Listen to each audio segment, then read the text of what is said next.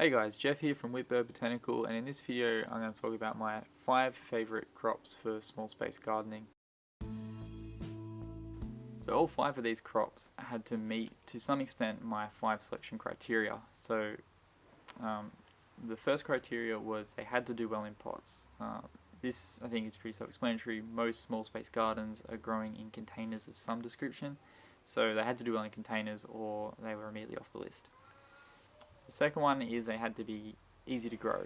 So essentially all these crops, as long as you give them a regular watering regime, decent potting mix with some compost or a organic fertilizer, then and enough light, then you'll get a crop out of them. Pretty easy, pretty straightforward growing, nothing special you have to do. The third criteria was that they had to have either a quick harvest time or they had to be something that you could come back to and continuously harvest from throughout the season. Which plays into the fourth criteria, which is that you had to get a lot of food in a small space. Well, a decent amount of food for the amount of space that it is. I didn't want things that, took up a lot of space but only gave you a small crop, or in order to get a really large amount of them you had to pretty much dedicate your whole space to them. I wanted something that you could grow a few plants of and get a decent amount of food out of it.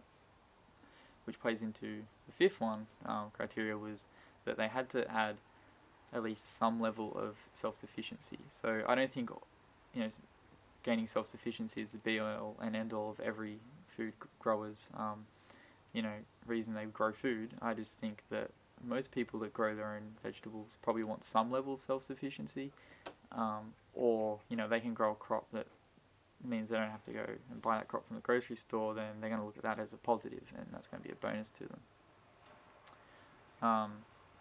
So the first crop is leafy greens. I think leafy greens are a staple in terms of most vegetable gardeners, and I think they're really great in terms of a small space crop. So essentially all leafy greens need is a decent mix, plenty of water and sunlight, and they'll grow nuts. They're really fast as well, and you can, especially if you choose varieties that they do cut and come again, you can continuously harvest from them throughout the season, and you can succession plant them so that you have, say, 2 or 3 varieties ready to go at one time, and by the time you've done some cutting, you've taken some leaves off and used them in the dish, you've got the next one that's ready to go and the next one, and then by the time you've gone through your sort of lot, you can come back to the first ones and continue doing that throughout the season, and you can get a continuous harvest and continually be getting yourself food out of that small space.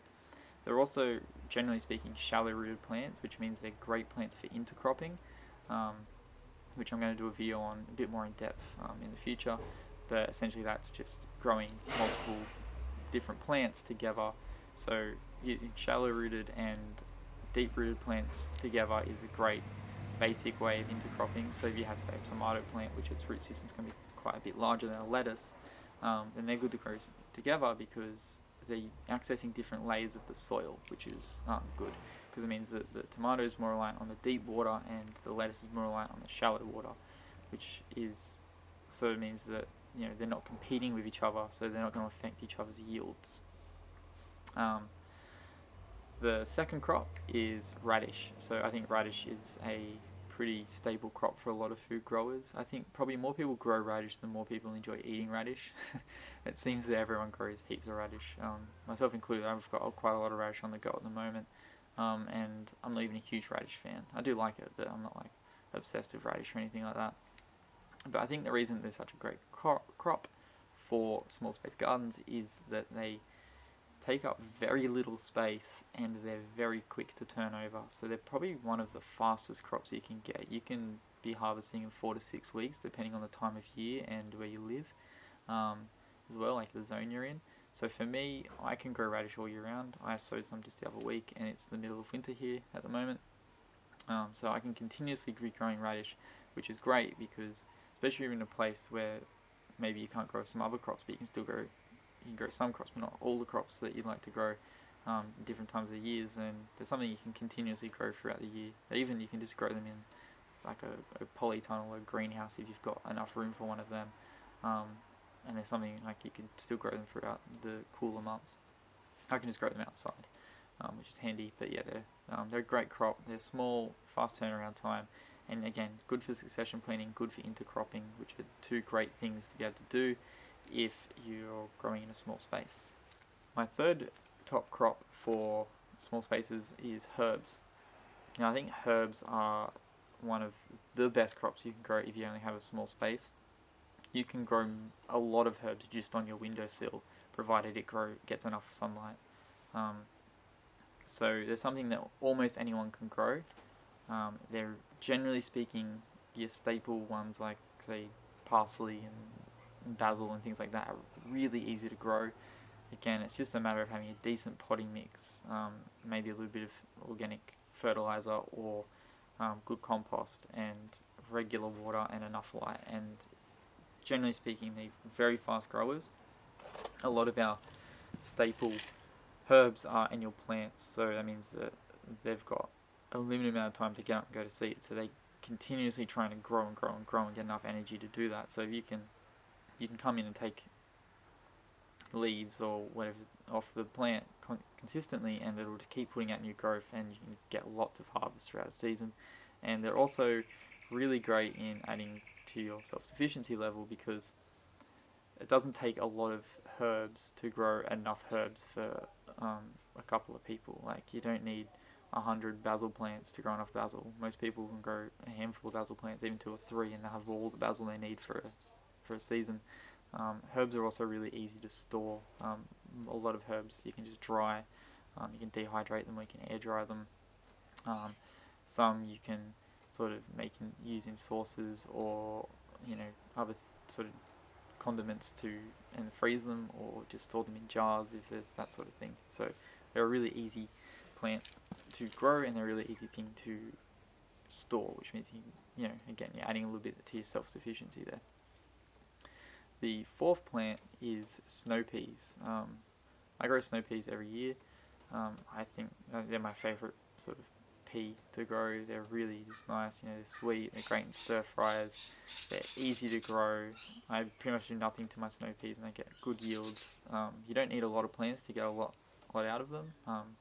Obviously, the more plants you grow, the better. You get heaps more. But if you can even just grow a handful of plants, you're going to get a decent harvest out of them. And they're really easy to store. So if you're growing too many to eat straight away, you can just chuck them in the freezer, and they'll last ages in the freezer. So they're great. They're also shallow rooted, so again, you can grow them really well with intercropping principles. You can also, because that shallow root system, you can actually grow them. And what I like to do is I'll grow, if I have a pot, say it's about 30 centimeter pot, I'll grow them at the back of the pot, and then in the front of the pot I'll grow something like radish or lettuce that's just, they're not really competing. They're both shallow rooted, but they don't take up a lot of space, so you can just grow a couple of things in the front of the pot, and you can get more sort of crops in a small area. And so I think they're really good for that. And the fifth the fifth crop is tomatoes. So this one's a little bit of some people might think, tomatoes can be quite large, and they can be, but you can also get varieties that don't get super huge. And the other thing is, even tomatoes that get massive, you can cut them. They're really easy to keep in control to the size that you want, and you can just prune them to fit your space if they're going to be a bit too big. But the reason I chose tomatoes is because, generally speaking, they're easy to care for, and you get a lot of crop, and you can continuously come back to that plant throughout the season, and then usually at the end of the season you're going to have to do a big harvest and find something to do with the rest of your tomatoes. Most people I know that grow tomatoes don't grow a huge amount of tomato plants, and they're generally giving tomatoes away to people, like their neighbours or their friends. It doesn't take a lot. I only grew two cherry tomatoes last season, and that was enough cherry tomatoes to sustain me and my wife and my son for that period.